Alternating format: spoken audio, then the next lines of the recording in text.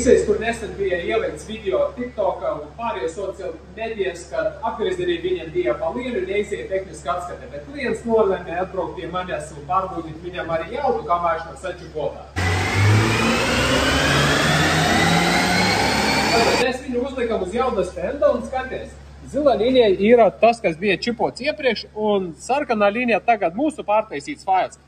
Tātad iepriekš ir 244 zirgi un 541 grīzes moments. Uz mūsu čipotā doto brīdī gandrīz 260 zirgu un 570 grīzes moments.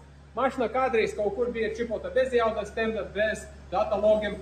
Atbrauciet pie mums, uzliekam mašinu uz ruļiem, pārbaudījam datalogus, sakārtojam temperatūras sensorus, sakārtojam tušgaitas apgrieziņus, nezaudējot nie kripatiņu jaudas un pārtaisījam failu pilnvērtīgam steidžam 1,6 maksimālais būs tai mašinai, 75 mg degvielas un lūk tavu rezultāts tā kā jābūt profesionālais.